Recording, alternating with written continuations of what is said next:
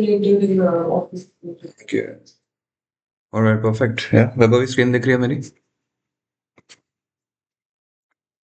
Okay, perfect. So yesterday we finished classification by element कर लिया था, nature कर लिया था, function हमने कर लिया था, non-production cost से let's get started now and let's take this chapter forward. अगर मैं non-production cost की मैं बात करूँ, that how do we understand non-production cost?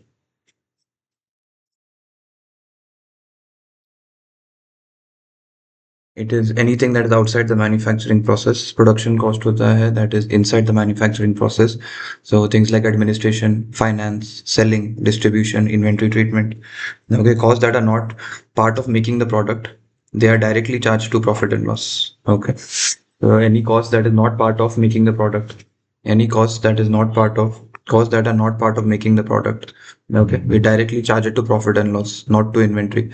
The costs that are not part of making the product, administration costs not part of making the product, selling not part of making the product, finance not part of making the product, inventory treatment not part of making the product. So these costs are not part of making the product, these are charged to P&L. Next we look into classification by behavior. So whenever we talk about classification by behavior, variable cost is any cost that increases with volume. Whenever I produce more, the cost increases. For example, raw material. The more I produce, the more raw material I will need. But the factory rent does not change with volume. If I make one iPhone, I make 10 iPhones. If I make one iPhone, I make 10 iPhones. The fixed cost, the rent of the factory remains the same, but the raw material cost goes up. So any cost that goes up with volume is variable cost. Any cost that does not go up with volume up till a certain level, that is called fixed cost. But beyond a certain level, even the fixed cost just goes up and it becomes a new constant. That is called step up fixed cost. That after X number of volume, right, in a certain class, I can have one student, I can have 10 students. The rent of the class is the same. But after a certain number of students, the entire class is full. For example, 50-80 students have come now and the complete class is full. Now I will need a bigger class. So there will be a new fixed cost. So up till a certain level, if I have one student also, I have 10 students also, the rent of the class I have to pay is the same. But up till a certain point, till 80 students, the rent can be the same. But the moment it goes above 80, I get into 100 students, 150 students, then I will need a bigger class. So I will have a bigger class and now that will be a new level of fixed cost. So that is called a stepped fixed cost. And then we have semi-variable cost. It contains element of both fixed and variable. It contains element of both fixed and variable. What we can do is look into this through a graph. So the graph will give you a very good understanding. Variable cost, it goes up with the level of activity. As you produce more, your variable cost goes up. It's an upward sloping graph. Okay, it's an upward sloping graph. As you produce more, the cost goes up. As you produce more, the cost goes up. Okay, as you produce more, the cost goes up. Okay, as you produce more, the cost goes up. Variable cost goes up. It is the cost that goes up as you produce more. As you produce more, the cost goes up. Okay, next we have our fixed cost. Fixed cost is the cost that remains same, right? Fixed cost is the cost that remains same. Okay, when we talk about fixed cost is the cost that remains same up till a certain level. After the certain level, then we will have to get to a new level of fixed cost. So up till a certain level, the cost that remains same, no matter how much I produce. I produce 10 iPhones, 20 iPhones, 30 iPhones, 40 iPhones, 100 iPhones, 200 iPhones. The rent of the factory will be the same. But the moment I produce more than 10,000 iPhones, now I might need a bigger factory or I might need a bigger machine. So that is a variable cost. Fixed cost, it remains the same with volume. So we got variable cost, we got fixed cost. Next we have stepped fixed cost. Stepped fixed cost means up to a certain level of activity it remains the same. Then it goes up and then at that level of activity again it remains the same. Then again as my class goes up 500 students, then I will need a bigger classroom. Then again there will be a new level of fixed cost. Then again the students become 1000 students. Then again I will need a bigger classroom. Okay. So that is step fixed cost. That for a certain volume, up till 100 students, I can do in the current class, no problem. But the moment it get 200 students, I need a bigger class. The moment it get 300 students, I need even a bigger class. The moment I get 500 students, I'll need a bigger class. So there will be a new level of fixed cost. Right? That is called step of fixed cost. For a certain volume, the fixed cost remains the same. After a certain volume has crossed, then there will be a new level of fixed cost. That is a step up fixed cost. It's going towards up, up, up, up. That is step up fixed cost. Okay, then we have semi-variable cost. Semi-variable cost has a level of fixed and it has a level of variable. Like for example, best is our telephone bills. So what happens is X amount of calls are free. You make one call or you make 100 calls. Within 100 calls, it's free. After 100 calls, the cost of every call goes up. After you make 100 calls, after that, every call that you make, the price of each call goes up. That is called a semi-variable cost. That one part is fixed, but after you cross the fixed threshold, per call, the cost goes up then. For per call, the cost goes up. That is the cost of your semi-variable cost. Electricity bill, there's a fixed standing charge for X amount of units. If you use, there's a fixed price, no problem. But if you go above that, then per call, you will have to, they'll charge you extra. That is called variable cost per call. 100 calls free. After that, per call, it is 2 rupees per call. So for 100 calls, it's free. That is the fixed. There's zero you're paying. It's fixed till 100 calls. You make one call, you make 99 calls. It's free. But after you make 101st call, 5 rupees extra. 102nd call, another 5 rupees. 103rd call, you make another 5 rupees. 104th call, you make another 5 rupees. 105th call, another 5 rupees. 106th call, another 5 rupees. 100 calls are free. So zero, that is fixed. But after a certain threshold is crossed, every per call you will have to pay extra. That is your semi-variable cost. And this is the graph of the same. Okay, so variable cost, it goes up with volume. As I produce more, my raw material cost goes up. Fixed cost, it remains same for a certain level of volume. Step up fixed cost for a certain level of volume, it remains the same. But once that volume is crossed, then there will be a new level of fixed cost. Semi-variable cost, it has an element of both fixed and variable. Example, your telephone, 100 calls, probably 100 calls, you're paying 500 rupees. After that, every call you're paying extra. So these are all the cost: variable cost, fixed cost, step fixed cost, semi-variable cost. Okay, these are all the cost. Variable fixed, step fixed, semi-variable. Okay, let's get through this here. Vaibhavi कैसे समझा पांचों चारों? Variable cost are those cost like with the like let's say production बढ़ रहा है वैसे वैसे the cost is also like going upward. So Yes. it's like an upward sloping graph. Yes. And fixed cost, I would say that it will remain constant whether the production is increasing or like not. But in step fixed cost is a bit different because up to a certain level only it remains fixed. After that, we need a new level of fixed cost to for the production, and it's like a step. The graph is basically like a step. And the semi-variable cost is a mixture of both fixed and variable cost. Perfect. That is all about these costs. Now let's look into in a little detail here fixed cost and variable cost. So if we look into this here, let's try which is which here, Vaibhavi. First wala dekho. What do you think? Which one is the first one? The total variable cost. And the Mm-hmm. second one is the step, I would say it will be step cost, the graph 2. And Mm-hmm. ठीक है, बाकी this, देखो step 4 देखो.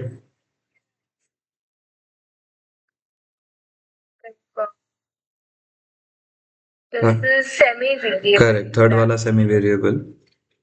And this one, fourth वाला fixed. this is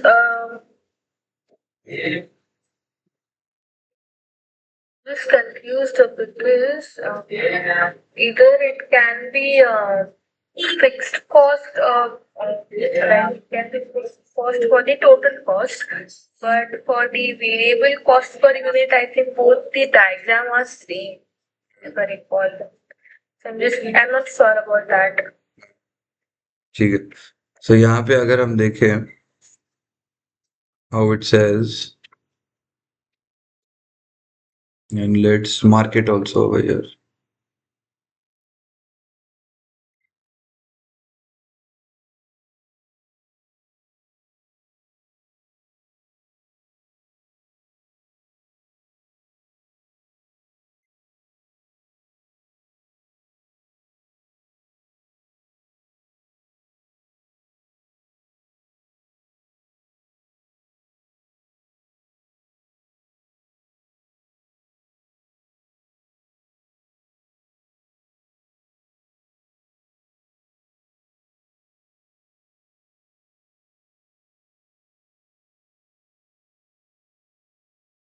let me stick the graph also there.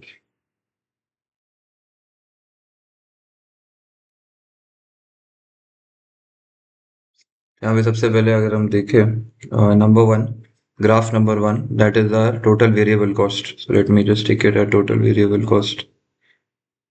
This is our total variable cost.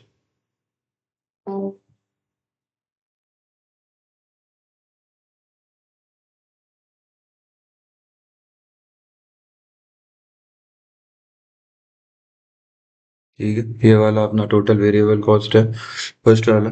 Second, if we look into graph number 2, it has step of fixed cost, as we correctly picked it up. This is our step fixed cost.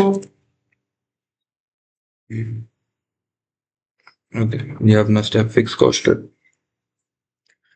Next we have grass 3. Grass 3 is again a semi-variable cost, like we picked it up already.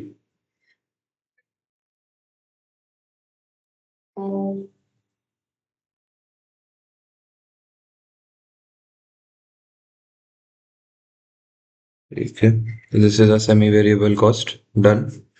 ठीक है, तो ये भी clear है. Fourth one, if you look into, it is a total fix cost, और ये दो बार आया. फोर्थ वाला can also be variable cost per unit, it also could be a total fix cost. जैसे अगर हम यहाँ देखें अपना फिक्स्ड कॉस्ट में, तो ये था ही, the flat curve is always there in fix cost for sure. इसी फिक्स कॉस्ट में तो ये है ही. मतलब ये वाला अपना फिक्स कॉस्ट पर यूनिट था, डाउनवर्ड स्लोपिंग.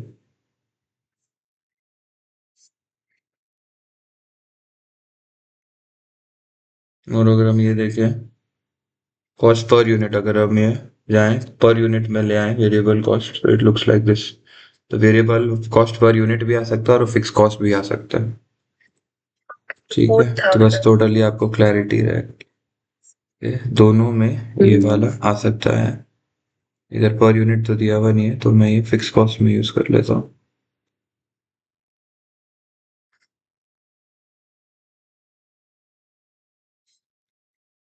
तो सबसे पहले वेरिएबल कॉस्ट है, then we have a fix cost, step fix cost, semi variable cost. ये चार हो गए अपने. अब पर यूनिट वाले कॉस्ट आ जाते, तो अगर अपन पर यूनिट पे देखें, that are variable cost per unit, इस पे मैं ये लगा देता हूँ वेरिएबल कॉस्ट पर यूनिट पे. You can use this.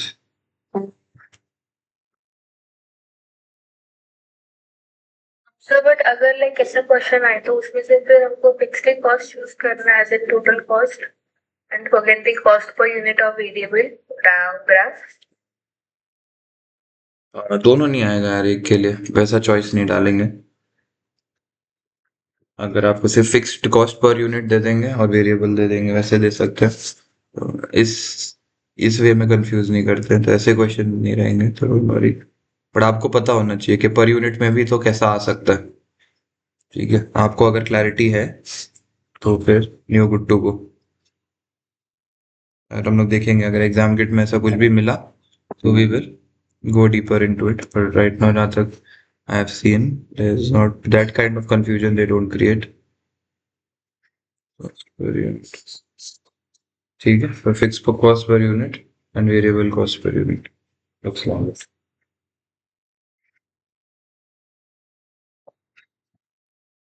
So this is our costs here, and all the cost.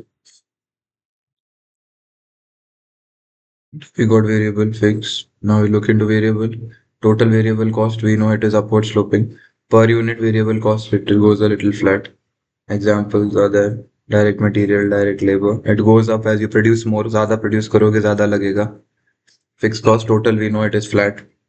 पर unit we know it downward sloping. Example factory rent.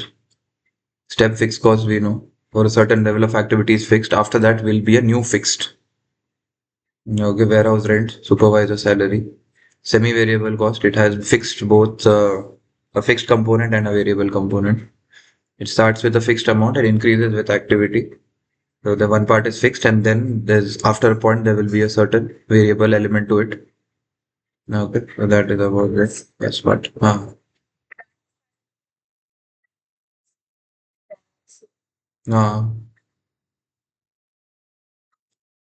Graph 5 अगर अपन क्वेश्चन में देखें, ये जो अगर अपन ग्राफ 5 देखें, what does it majorly look like? तो सबसे पहले ये, अगर हम वेरिएबल कॉस्ट पर यूनिट देखते हैं तो वो डाउनवर्ड स्लोपिंग और फ्लैट होता है, तो वो हो नहीं सकता। और वेरिएबल कॉस्ट एक ही ग्राफ अपवर्ड स्लोपिंग होता है, हमने जितने ग्राफ्स पढ़े हैं, तो वो वेरिएबल कॉस्ट की कैटेगरी में आता।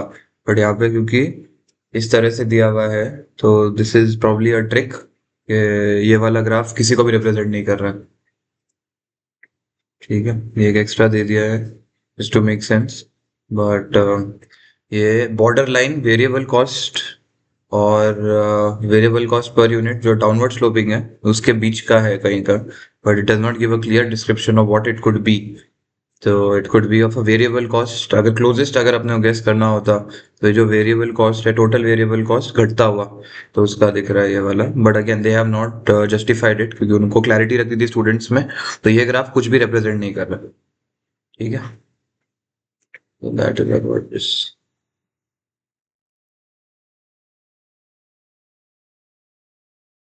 Moving on to the next set of topics here, identifying cost behaviors.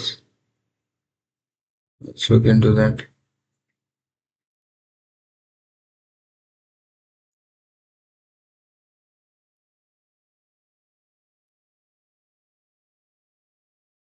तो अगर हम लोग यहाँ देखें कि कॉस्ट के बिहेवियर्स को अगर हम लोग अंडरस्टैंड करें, तो what does cost behaviour really stand for? सबसे पहला वाला cost, if we look into the first cost, is the purpose. Cost behaviour helps predict and plan cost at different activity levels. तो द पर्पस क्या है cost behaviour का? Cost behavior, it helps us to predict and the plan the cost at different activity levels. So we can budget and make decisions. तो इससे फायदा क्या होता है? We can budget also and we can make decisions. हमको पता है कि हर कॉस्ट अगर कैसे बिहेव करेगा, इसकी क्लैरिटी है हमको, तो हम पहले से ही आगे की प्लानिंग कर सकते हैं. जैसे अगर हम लोग एक ट्रिप पे जाते हैं, फैमिली ट्रिप में, उधर एक बच्चा है और हमको पता है कि एग्जैक्टली बच्चों का बिहेवियर कैसे रहता है, वेरी स्मॉल किड, तो हम उसके हिसाब से सामान पैक करके ही चलता है. करेक्ट, क्योंकि अगर हमको पता है पहले ही कि आगे क्या होने वाला है, तो हम लोग उसकी पहले से तैयारी कर लेते हैं. तो similar to this, that cost behavior, it helps us to predict and plan costs at different activity levels so that we can plan and we can budget accordingly right before. Next we look into fixed cost. What about fixed cost? In case of fixed cost, the total stays constant. Okay, and fixed cost में क्या होता है? It stays constant regardless of a level of activity. Up till a certain level it stays same. Beyond that it starts increasing, right? For a specific range of activity, the cost is fixed. After that it starts stepping up, where we'll have a new fixed, that is a step up fixed cost. Semi variable, it's neither constant in total nor per unit. So अगर semi variable cost has both fixed and variable cost, part, it has a fixed part also, variable part also.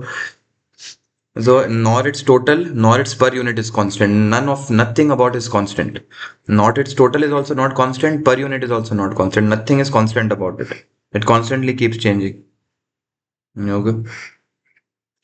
Next we have variable cost. Variable cost increases with level of activity. You make one iPhone, 1,000 rupees. You make two iPhone, 2,000 rupees. Three iPhone, 3,000. Four iPhone, 4,000. Five iPhone, 5,000. But the cost of the factory remains the same, irrespective of 1, 2, 3, 4 or 5. The variable cost changes with volume. Fixed cost remains same with volume. Semi-variable cost, none total or its per unit cost, nothing is variable. Step up fixed cost, it's constant for a certain range. Fixed cost, it's constant for a certain level of activity. Purpose, the cost behavior helps predict and plan cost at different activity levels. The cost behavior, it helps to predict and plan the cost at different activity levels. Okay, it helps to predict and plan the cost at different activity levels. Okay, it does what? It helps to predict and plan the cost at different activity levels. That is about this. Next, we look into high-low method. What about the high-low method? Okay. Why do we need the high-low method? Is we have a sum here. We can do it through a sum. We'll get a good clarity. And then we look into the theory. So in the sum, what do? You have the output. Okay, you have the output. You have the lower level of output is 200, higher level of output is 400, the lowest and the highest. Select the lowest and the highest activity levels. So lowest activity is 200, highest activity is 400, and their cost also. highest, their cost is 9,000, 7,000. So we found the level of activity also, we found the cost also. We found the level of activity also, we found the cost also. Both we found out. Level of activity also, cost also. Okay, level of activity also and cost as well. Both we have found out. Level of activity and the cost, both we have found out. Then what do we do? First thing is done. That second, calculate the variable cost per unit using the high-low formula. What is the high-low formula? We have the high-low formula over here. Right? This is the formula right here. You take the cost at high level of activity. So in this case, what is the cost of high level of activity minus cost at low level of activity divided by high level of activity minus low level of activity. So you subtract the cost divided by the level of activity. At 400, the cost was 9,000. At 200, the cost was 7,000. So 9,000 minus 7,000 divided by 400 minus 200. So we got 2,000 by 200. Variable cost per unit is 10 per unit. Variable cost per unit is 10 per unit. Okay, the variable cost per unit is 10 per unit. Okay, what is the variable cost per unit? It's 10 per unit. Okay, what is the variable cost per unit? It is 10 per unit. This is how we found the variable cost. The total cost at the highest minus total cost at the lowest divided by the highest level of activity divided by lowest level of activity. So we found the variable cost per unit.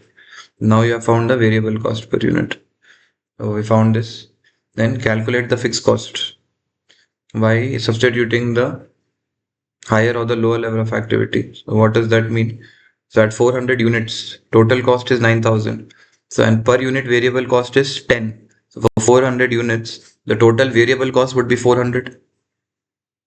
अगर एक unit का variable cost 10 है और आपने 400 unit करे हैं तो 400 into 10 4,000 is your variable cost और टोटल कॉस्ट में आप वेरिएबल कॉस्ट निकाल दो तो आपको फिक्स कॉस्ट मिल जाता है तो फिक्स कॉस्ट इज 5,000 या it make sense of the fix cost here Vaibhavi समझ में आया बी कैसे निकला अपना फिक्स का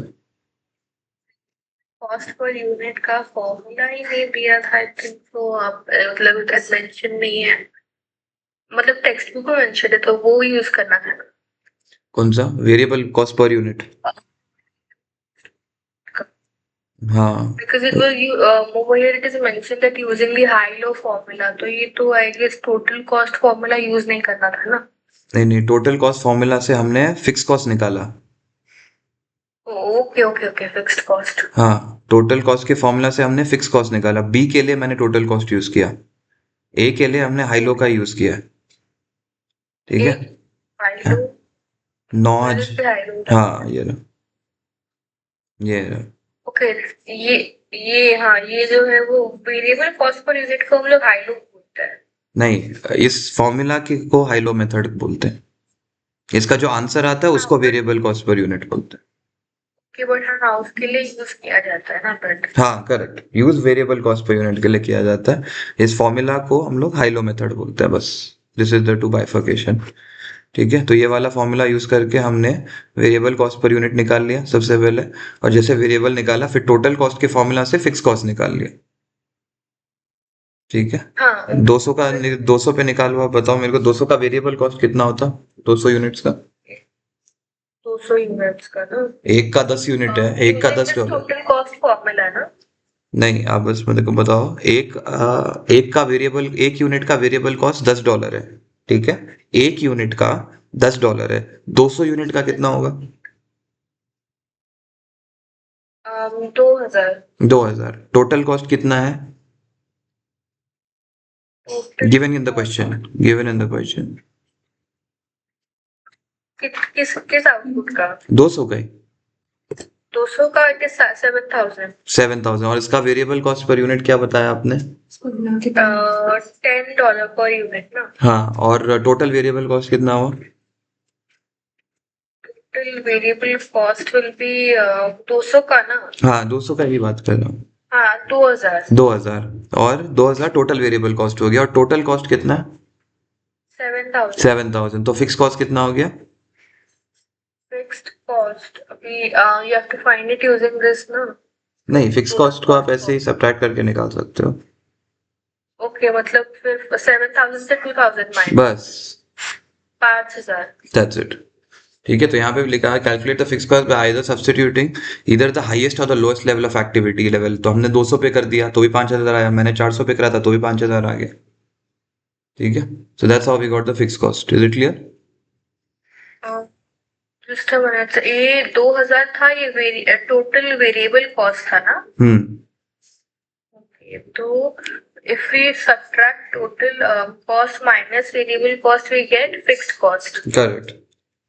Per unit नहीं, fixed, total fixed cost ना? Yeah, that's what they've asked. Okay, okay. ठीक है, आप थर्ड वाला ट्राई करो, थर्ड और fourth. Just a minute, I'll write it down. हाँ, ओके.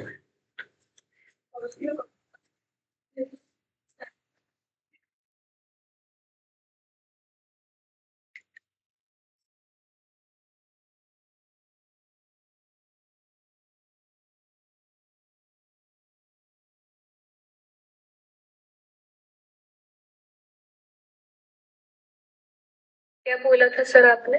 हाँ, सी वाला सॉल्व करते हैं. ओके ओके, सी वाला ना?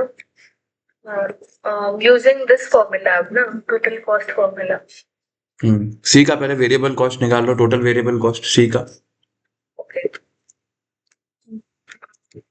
Total variable cost will B 350 into 10, तो 3500. Very good. और फिक्स्ड कॉस्ट पता है आपको कितना है? फिक्स्ड कॉस्ट कितने? सबका सेम रहता है फिक्स्ड. Okay okay, 5000. हाँ, ऐड कर दो दोनों को. It will be 8500. सेम वैसे डी का निकाल. ओके, डी का निकालना है ना, तो 600 10 will be 6000. 6000 plus 5000, 11,000. ठीक है, this is how we solved it, high low method.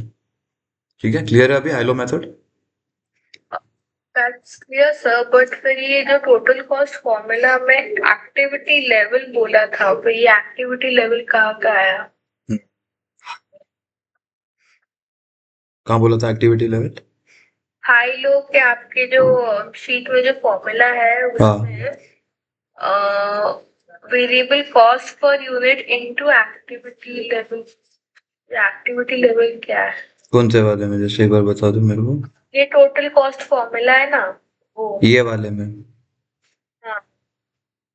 हाँ, अभी जैसे आपने 600 का निकाला, 6600 का निकाला, हाँ. तो उसका आपने टोटल वेरिएबल कॉस्ट कैसे निकाला?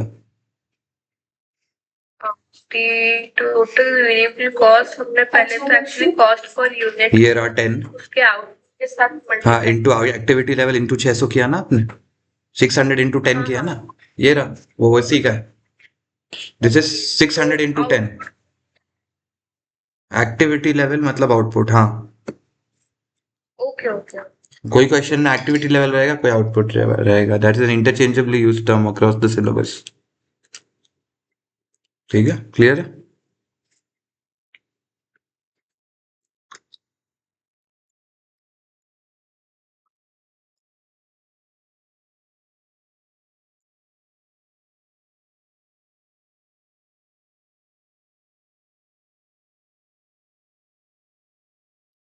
ठीक है, अब टी वाई हम लोग 7 देख रहे हैं. यहाँ पे हमने आउटपुट देखा, highest and lowest. So we look at the highest level of output and the lowest level of output.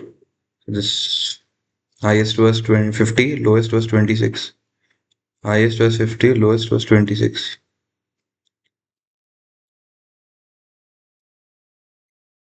ठीक है, कोई नहीं. तो highest was the lowest, this was the highest. दोनों को सब्ट्रैक्ट किया और इन दोनों को भी सब्ट्रैक्ट कर लिया. So we got the variable cost per unit 31. 31 अब ना वेरिएबल कॉस्ट पर यूनिट आ गया. कोई भी हाई या लो ले लिया और उसको सब्स्टिट्यूट कर दिया. इन्होंने हाई के हिसाब से किया, तो हाई के हिसाब से 50 यूनिट्स का पर यूनिट का वेरिएबल कॉस्ट 31 है, तो 50 यूनिट्स का वेरिएबल कॉस्ट होगा 1550 और टोटल कॉस्ट था 7310. दोनों को नेट किया तो फिक्स कॉस्ट निकल गया. Okay, you make sense of T Y 7? एक बार देखो, आपको समझ आया?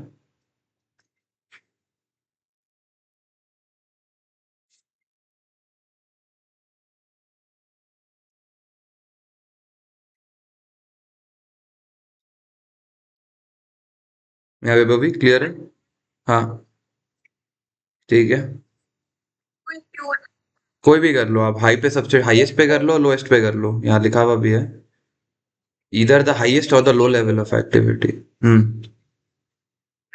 कोई नहीं तो अगर हमने लोएस्ट को कर ले तो भी कोई प्रॉब्लम नहीं नहीं, तो भी सेम आंसर आएगा, फिक्स कॉस्ट सेम रहेगा। तो अभी ट्राई करके देख लो। लोएस्ट पे कर लेते हैं अभी, आप करते हैं 26 करो। 26 इंटू 31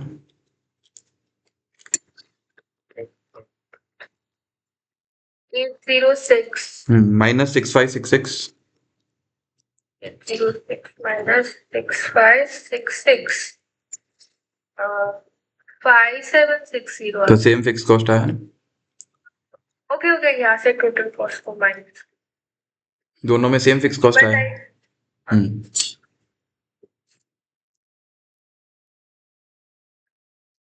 आई जिस टाइम में उससे माइनस करना है तो नहीं, आप बस फॉर्मूला लॉजिकली याद रखो। टोटल कॉस्ट में वेरिएबल कॉस्ट और फिक्स कॉस्ट होते हैं। वेरिएबल आपको पता है तो वो हटाओगे तो अपना फिक्स कॉस्ट आ जाएगा।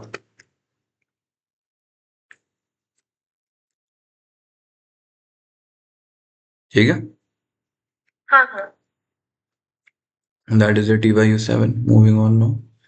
High low method with step up fix cost. तो ये हल्का सा वेरिएशन है खाली, इसमें सीधा सम के थ्रू समझते हैं क्या हो रहा है यहाँ पे। तो इलस्ट्रेशन 4 अगर हम देखें, व्हाट इज हैपनिंग, तो एक्टिविटी लेवल्स है और उसके टोटल कॉस्ट है अपने पास। So we have the activity levels and we have the total costs. ठीक है, तो यहाँ पे स्टेप्ड फिक्स कॉस्ट है हल्का सा। यहाँ पे पहले हमने क्या किया, दोनों एक्टिविटी लेवल्स और इसको देखा। Calculate the variable cost by comparing to output levels where fix cost will be the same. तो दो आउटपुट लेवल पे हमने करा इसको। सबसे पहले हमने देखा वेरिएबल कॉस्ट पर यूनिट, तो हमने दो आउटपुट लेवल पे निकालना है इसको। तो यहाँ पे इन्होंने क्या किया है, वहाँ हाईलाइट कर देता हूँ। ये सिर्फ तब होता है जब स्टेप अप फिक्स कॉस्ट है। तो आप देखो यहाँ पे इन्होंने क्या किया, जो सेकेंड हाईएस्ट है यहाँ पे 50,000, उससे पहले नेट करा 54,800 माइनस 50,000। तो हमने लोएस्ट नहीं लिया यहाँ पे। और आपको हिंट कैसे मिलेगा, क्योंकि यहाँ पे बोल रहा है स्टेप अप फिक्स कॉस्ट है। तो जब भी स्टेप अप फिक्स कॉस्ट है तो हमको हल्के सा अलग अप्रोच रखना है, दैट्स इट। तो आपको हिंट मिल जाएगा। तो यहाँ पे आपने 54,800 माइनस 50 किया और 75 माइनस 600 किया, जैसे अपन नॉर्मली करते हैं। तो आपको इस लेवल का वेरिएबल कॉस्ट पर यूनिट आया 3.20। ठीक है, और अब आप वापस टू मेक श्योर कि क्यों ये कर रहे हो, क्योंकि यहाँ पे क्या लिखा हुआ है क्वेश्चन में, अगर आप देखो, variable cost per unit is constant within this activity range and there is a step up of 10% when the activity exceeds 5,500। ठीक है, तो अगर 5,500 के ऊपर देखें, ये वाला इसलिए लोएस्ट नहीं लिया गया है क्योंकि ये वाला लेस देन 5,500 में, तो इसका अलग फिक्स कॉस्ट है। इन दोनों का फिक्स कॉस्ट एक ब्रैकेट में आएगा। ठीक है, I making sense of this Vaibhavi? इन दोनों का फिक्स कॉस्ट एक ही ब्रैकेट में आएगा क्योंकि ये दोनों 5,500 के ऊपर है। इसका जो फिक्स कॉस्ट है वो एक अलग ब्रैकेट में आएगा क्योंकि ये 5,500 के नीचे है। सबसे पहले, did we understand that? Why? It's given in the question. इन्होंने कहा है कि आज का 10% फिक्स कॉस्ट बढ़ जाएगा क्योंकि ये इस ब्रैकेट के ऊपर है। तो इसका 10% इसलिए हमने इन दोनों को कंसिडर किया स्टेप अप फिक्स कॉस्ट में, क्योंकि एक ब्रैकेट दिया हुआ है दैट इज 5,500, उसके ऊपर आपका नया फिक्स कॉस्ट हो जाए।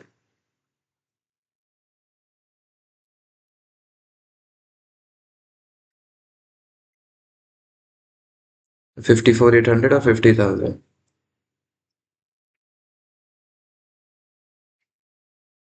54,800 माइनस 50,000, 7,500 माइनस 6,000। ठीक है, तो 54,800 माइनस 50,000, 7,500 माइनस 6,000, ये दोनों हमने किया। तो we got the variable cost per unit. तो हमको क्या मिला, variable cost per unit. Okay, क्योंकि हमने ये दो इसलिए लिया क्योंकि ये ब्रैकेट के ऊपर है। अब आते हैं टोटल फिक्स कॉस्ट अबाउ 5,500। तो इन्होंने कोई भी एक में इसको सब्स्टिट्यूट कर लिया। 7,500 में इन्होंने सब्स्टिट्यूट किया, जो इनको फिक्स कॉस्ट मिल गया 30,800। सब्स्टिट्यूट किया बस। आप भी ट्राई कर लो सब्स्टिट्यूशन 7,500 में। 7,500 में सब्स्टिट्यूट करते हैं। अभी वेरिएबल कॉस्ट पर यूनिट आ गया अपने को, कितना था, 3.20। निकालो फिक्स कॉस्ट यहाँ पे है अभी। 7,500 is a variable cost per unit. 3.20 is our variable cost per unit. 7,500 into 3.2 करो, tell find me total variable cost.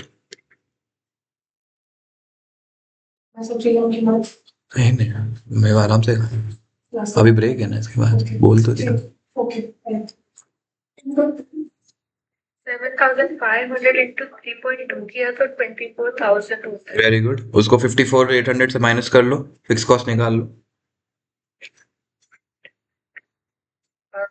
30,800. 30,800. ठीक है, तो वो अपना फिक्स कॉस्ट होगी. अभी clear with these two lines है वैभवी? ठीक है, क्योंकि ये दोनों 5,000 की उसके ऊपर है. अब बोल रहा है कि जो बिलो है उसका 10% कम होगा, तो बिलो का निकाल लेते हैं. तो यूनिटरी मेथड करते हैं. लिखो, लेफ्ट साइड में लिखो 100, राइट साइड में लिखो 110. ठीक है, लेफ्ट में लिखो 100, राइट में लिखो 110. 110 के नीचे लिख दो 30,800. एक लेफ्ट में लिखो 100, राइट में लिखो 110, नेक्स्ट टू ईच अदर, थोड़ा सा स्पेस देके. 100 और 110. 110 के नीचे 30,800 लिख दो, और 100 के नीचे x लिख दो, और अब क्रॉस मल्टीप्लाई करके निकालो.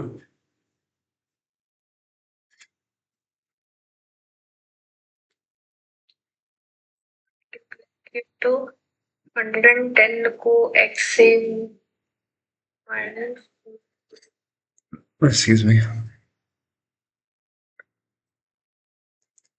डायरेक्ट करो तो चलेगा.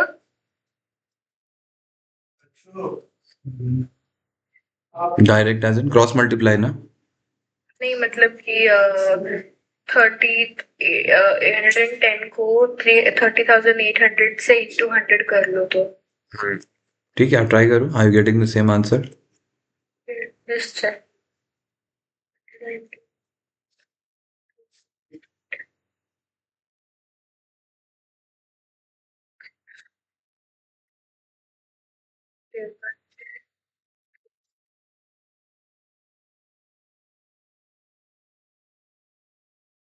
नहीं, गलत आ रहा है आंसर. ओके, बस keep it simple. Cross multiply रखो बस. तो क्रॉस मल्टीप्लाई ना, तो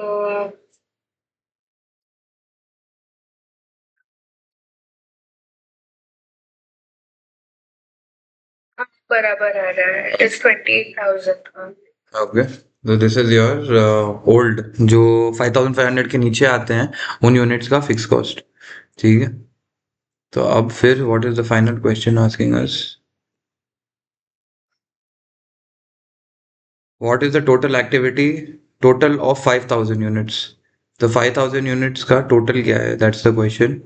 तो बस करो, नॉर्मली निकालो. Variable cost per unit same रहेगा, निकालो. 5,000 into variable cost per unit 3.20 का.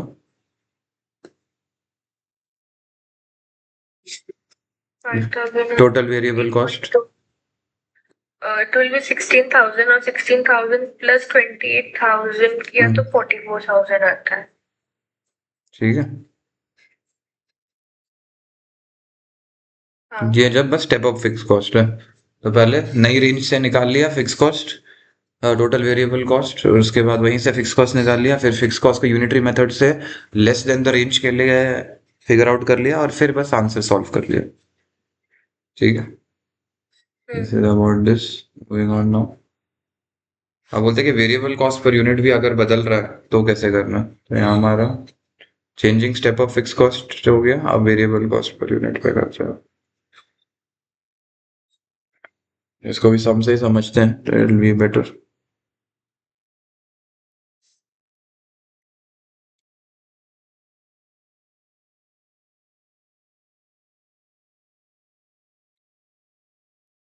तो यहाँ पे हम देखें 200, 300, 400 है टोटल कॉस्ट है.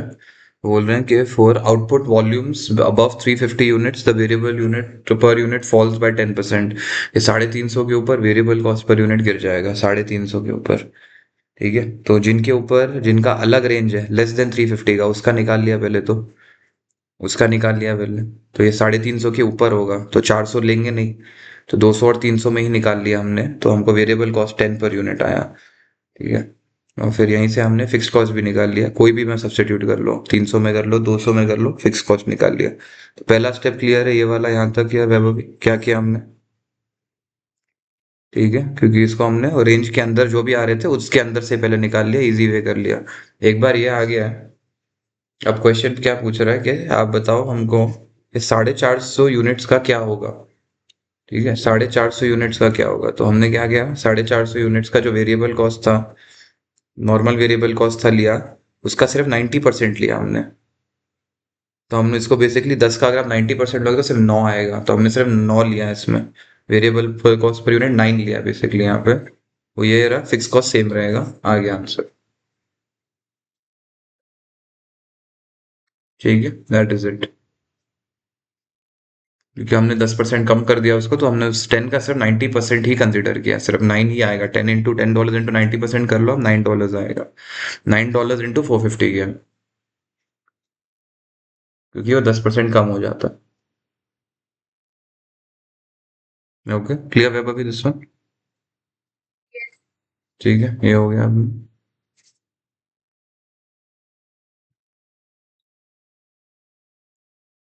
ठीक है, तो अब यहाँ 100 यूनिट्स का पूछ रहा है, और क्या चेंज हुआ है यहाँ पे, variable cost will rise by 10%। ठीक है, अगर आप यहाँ देखो, variable cost will rise by 10%। ये वाला सेम है अभी जैसे हमने किया है, तो you try this one out आज का एज अ होमवर्क। मैं अपडेट कर देता हूँ एक्सेल फाइल में, या आप TYU10 ट्राई करो आज।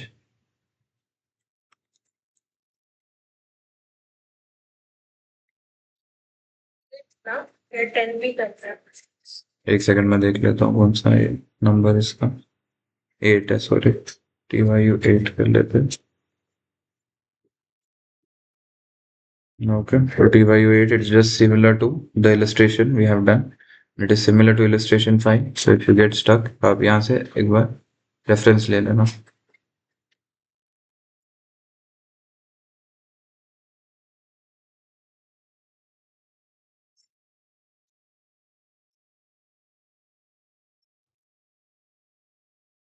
ठीक है, डीपर अंडरस्टैंडिंग के लिए खाली एडवांटेजेस डिसएडवांटेजेस उसके, not really examinable topic, supplementary reading है।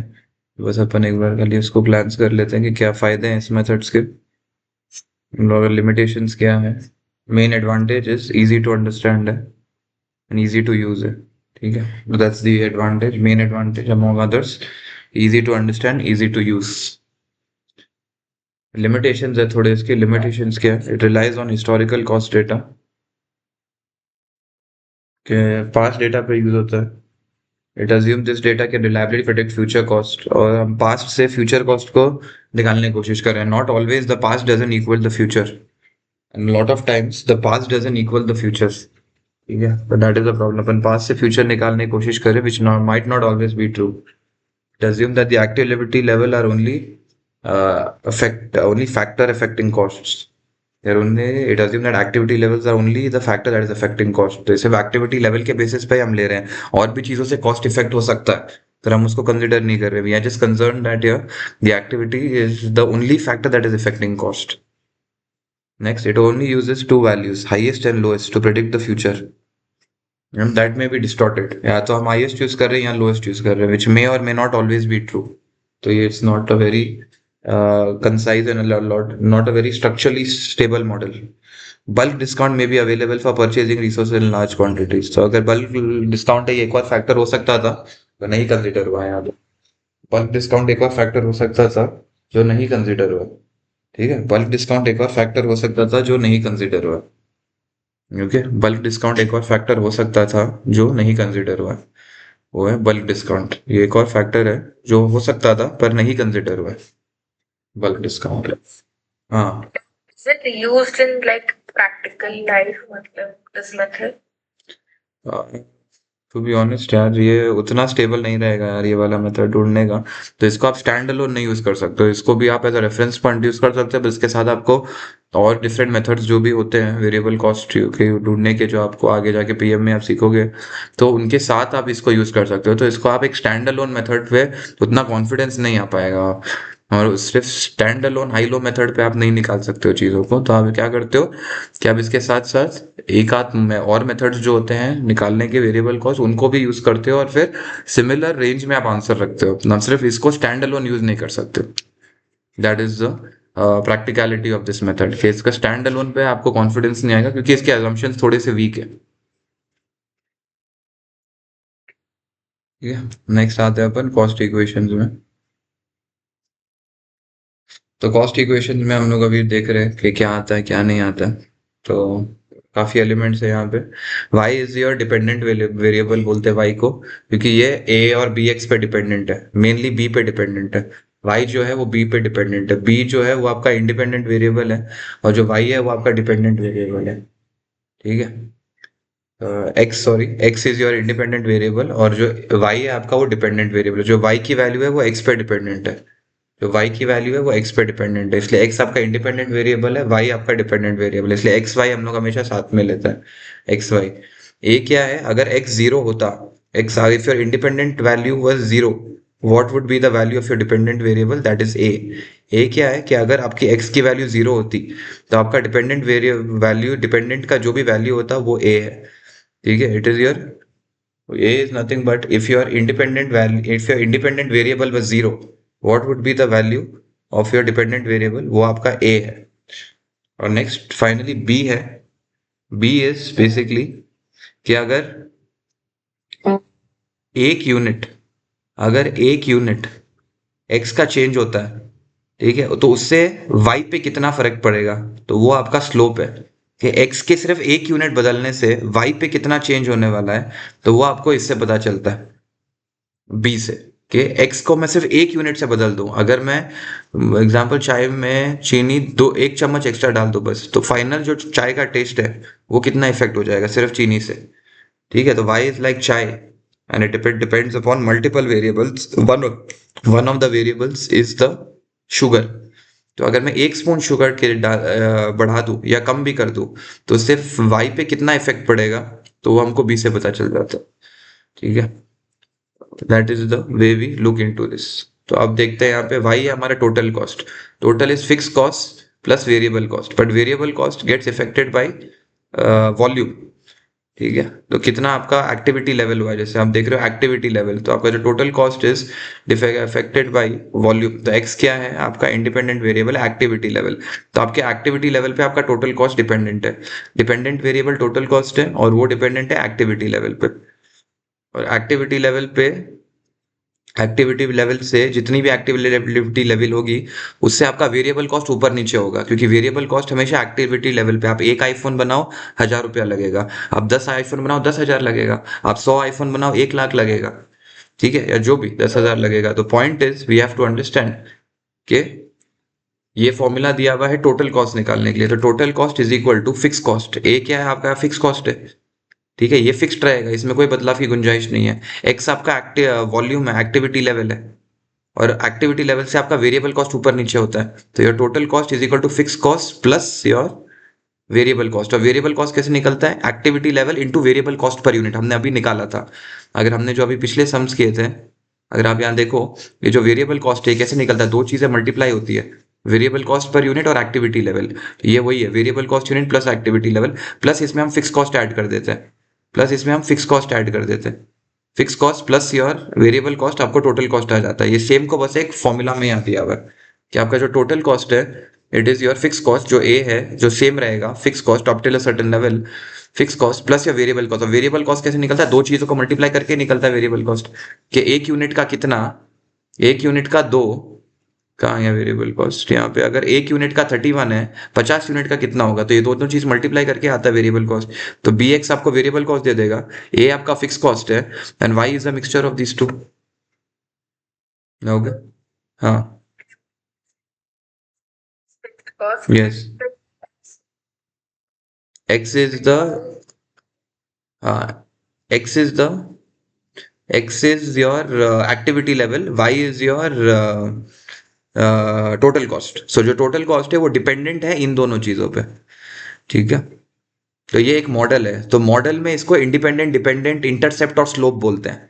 ठीक है, मॉडल में हमने इस मॉडल को यूज किया है टोटल कॉस्ट निकालने में। तो ये जो मॉडल है, मॉड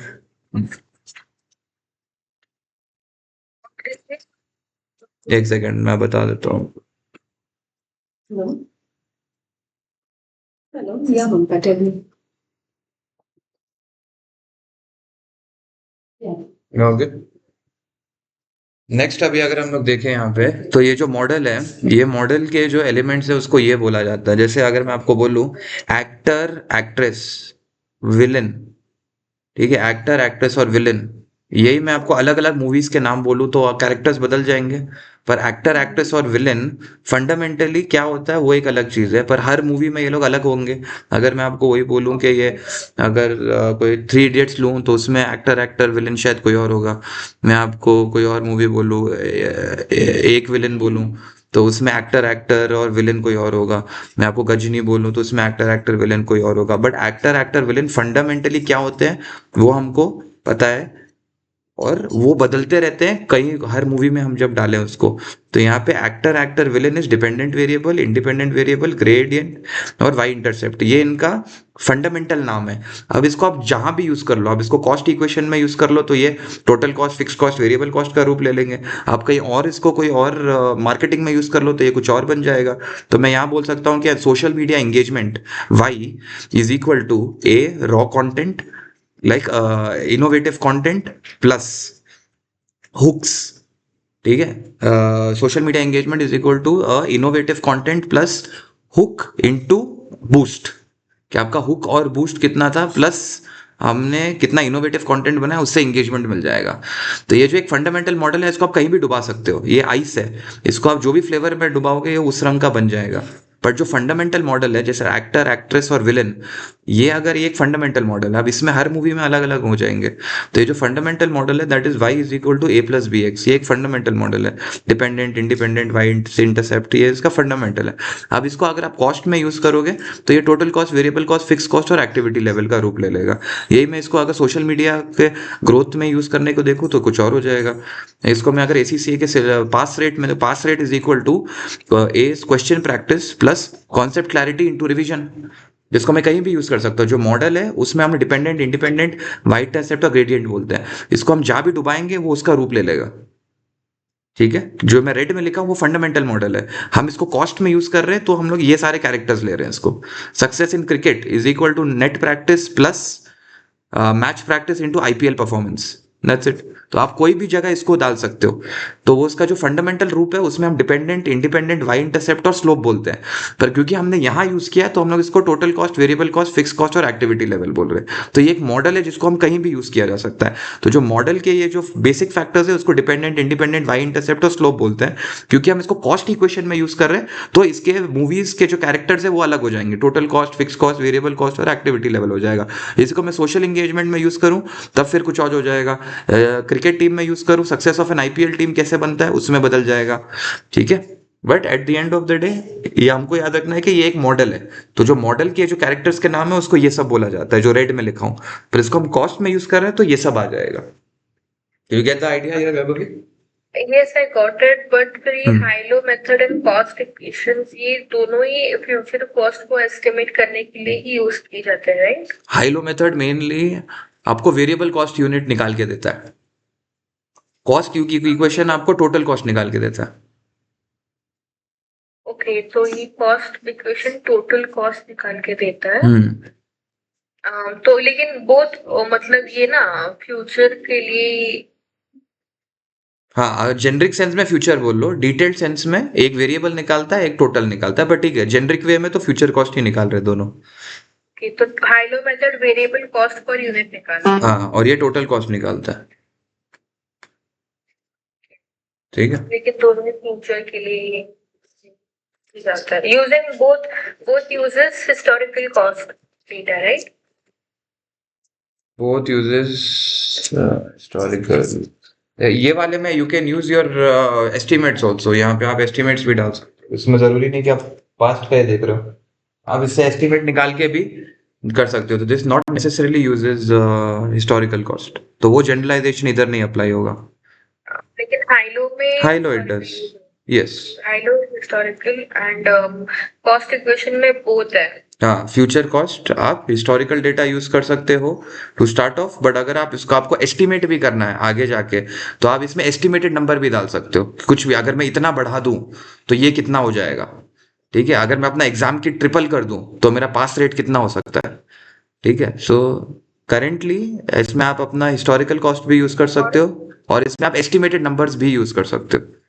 ठीक है, तो in practical sense but from in theoretical sense यहाँ भी लिखा हुआ है जैसे कि यहाँ पे भी हिस्टोरिकल कॉस्ट डेटा ही जनरली यूज किया जाता है। बट अगर प्रैक्टिकल वर्ल्ड में मैं आपको बताऊं, बाहर जाके इसमें आप अपना एस्टिमेशन भी डाल सकते हो कि अगर मैं एक चीज को एकदम बढ़ा दूं तो मेरा टोटल कितना बढ़ जाएगा, एक चीज को एकदम कम कर दूं तो मेरा टोटल कितना बढ़ जाएगा।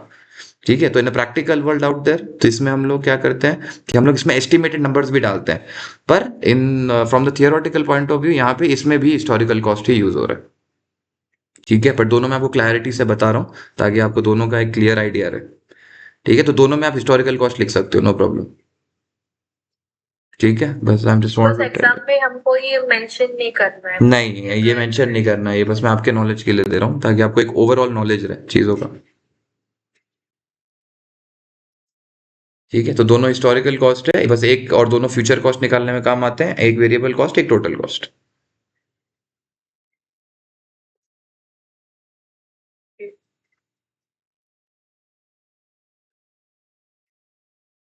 तो ये ग्राफ भी आ सकता है। ग्राफ कौन सा? अभी जो ग्राफ्स पढ़े थे हमने? नहीं, ये जो कॉस्ट इक्वेशन का जो ग्राफ है, हाँ हाँ ये वाला। हाँ, ग्राफ भी हाँ, मतलब इट इज सिंपलिस्टिक। अगर ग्राफ आप देखो तो यहाँ पे इन्होंने बताया है कि ये वाला आपका ओरिजिन है, ये आपका स्टार्टिंग पॉइंट है, नीचे आपने एक्टिविटी लेवल लिया है और ऊपर फिक्स कॉस्ट लिया है, सॉरी टोटल कॉस्ट लिया है। ये आपका एक्टिविटी लेवल है और टोटल कॉस्ट है। तो ये जो आपका टोटल कॉस्ट है it is depend on fix cost, ये कॉस्ट फिक्स्ड रहेगा और फिर वेरिएबल कॉस्ट एक्टिविटी के साथ बढ़ सकता है। तो ये इन्होंने सेम इक्वेशन को ग्राफिकली बताया है। ठीक है, तो ये भी आ सकता है, बट अगर आपको फॉर्मूला याद है इट्स द सेम थिंग, ये फॉर्मूला ही है, बस ग्राफ में डाल दिया है, ये अलग कोई चीज नहीं है। ये आपका ऊपर यहाँ पे टोटल कॉस्ट लिया है, वाई एक्सिस में टोटल कॉस्ट लिया है, एक्स एक्सिस में एक्टिविटी लेवल लिया है, दो चीज लिया है। फिर इसके दो एलिमेंट्स है, जैसे आपको पता ही है कि हमारा फिक्स कॉस्ट ए होता है, तो यहाँ पे फिक्स कॉस्ट ए हो गया आपका 5000, ये फिक्स्ड रहेगा, यहाँ तक ही रहेगा या इन दिस इक्वेशन। और फिर आपने वेरिएबल कॉस्ट ले लिया। अब जो वेरिएबल कॉस्ट है that is dependent on your activity level also, तो आप पर यूनिट का वेरिएबल कॉस्ट लेते हो और उसको एक्टिव लेवल से मल्टीप्लाई करते हो। जब आप वेरिएबल कॉस्ट को एक्टिविटी से लेवल से मल्टीप्लाई करते हो तो आपका टोटल वेरिएबल कॉस्ट आ जाएगा। तो total variable cost plus total fix cost will give you total cost. ठीक है, ये तो लाइन ऊपर की तरफ जा रही है, याद है वेरिएबल कॉस्ट का ग्राफ हमारा ऊपर जाता था हमेशा। तो आप याद रख लो, ये जो ऊपर की लाइन है वेरिएबल बता रही है, और क्योंकि ये यहाँ से शुरू हो रही है तो ये फिक्स कॉस्ट है।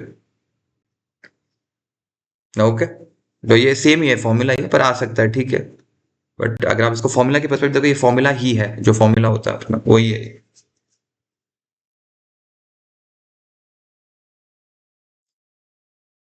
ओके, तो अब we just have the last theory topic यहाँ पे,